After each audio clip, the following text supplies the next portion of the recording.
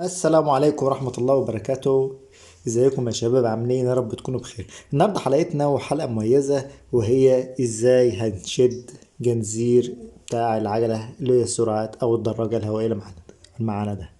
الجنزير اللي معانا ده مراخر اخوات، في بعض الناس ما بتعرفش ازاي تشد جنزير العجلة بتاع السرعات، ففي الحلقة دي انا هعلمك ازاي تشده بطريقة سهلة وبسيطة خالص.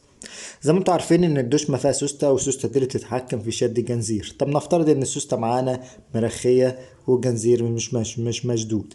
طب هنعمل ايه؟ هقول لكم نعمل ايه. زي ما انتوا عارفين معانا الدشمة اهيت فيها 3 مسامير. ال3 مسامير دول بيتحكموا في الدشم. بيتحكموا في الدشمة يعني ايه؟ يعني اللي هو المسمار الاتش والال ده بتاع اللي هو ضبط السرعات اليمين والشمال. انا هشرحها في حلقات تانية سابقة على القناة، لو حبيت تشوف الفيديو عندنا على القناة ان شاء الله.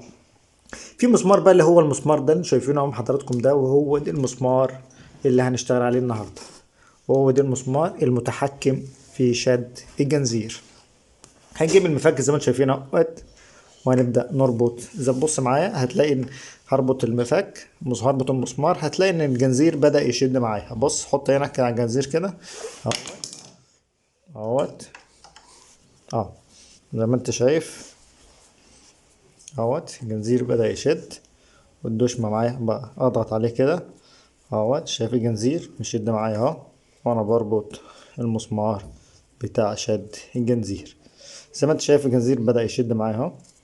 اربط كمان زي ما انت عاوز لحيث ما تشد معاك جنزير. الدشمة رجعت وراها وجنزير بقى مشدود عن الأول اهوت، ونلفه كده ونشوف اهوت. وكده إن شاء الله بقى مظبوط ومية مية. ونشوفكم في حلقة تانية، والسلام عليكم ورحمة الله وبركاته.